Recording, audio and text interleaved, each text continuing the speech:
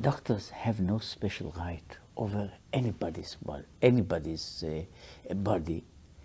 In the same way, a family, and we'll come to it eventually, also doesn't have any right over the body of a relative. One has to add to it that parents also don't have any kind of a right over their children.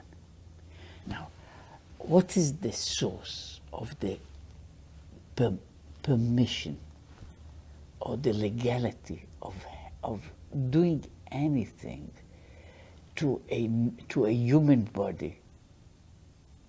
Because in that sense, the problem would be the same. Who gives permission to interfere with the human body?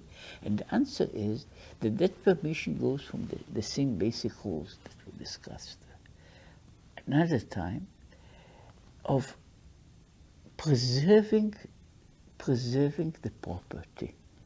I'm preserving the property, say, of the Lord.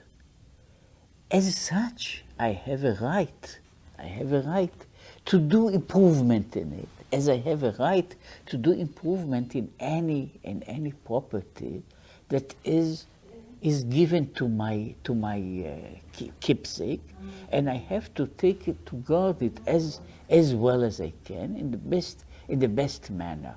Now, that is the source of the permission for somebody else to interfere, of my own right to do something with my own body, which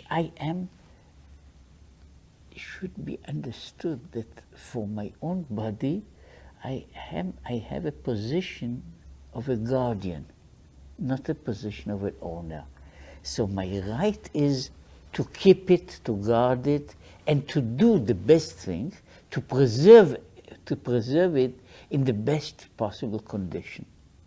Now, that right, in a way, can also explain how our subsidiary rights come.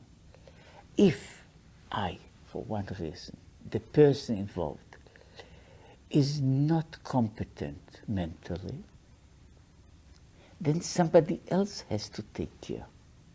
So whoever is the legal guardian of that person. If it is a child, he has his parents are for the time being his legal guardians. They are not the owners by any means, but they are his legal guardians. If it is somebody that is an adult and is not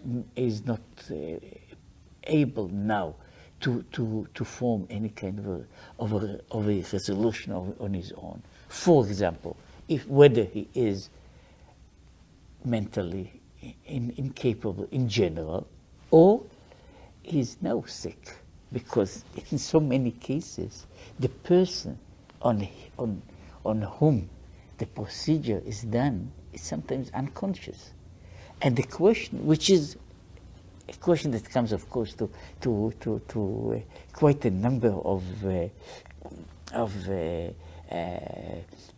medical practitioners in this country and in many other countries, which is an unconscious person comes to the hospital. If you want to save that person, you have to do something. Now, even when it is successful, the question would be, who gave the permission? Now, in that sense, incidentally, in the Jewish law, we would say that the permission to do so is not vested in the family, because my persona, as well as my body, are not by any means property of the family. The only thing is that I would say is what is called again Reshut Beit Din, which I would say there is the legal right that is a very general one, which is I am saving something that is important in itself, which means in this case the human body, and I am doing it when that person who is now the closest to this body cannot give his opinion. So I have the right to interfere. Incidentally, within the Jewish law, the right of parents over the children is exactly the same right. Because they are closest, they are what are called natural guardians. But they are not owners, and therefore they have, for example, no right to do any kind of mayhem to the children. And if they do, as it may happen, it sometimes happens even in the most enlightened countries, then the children or anybody else can sue them. Because, again, the human body is not anybody's property. So in that sense, any medical intervention is therefore a matter of preserving what exists.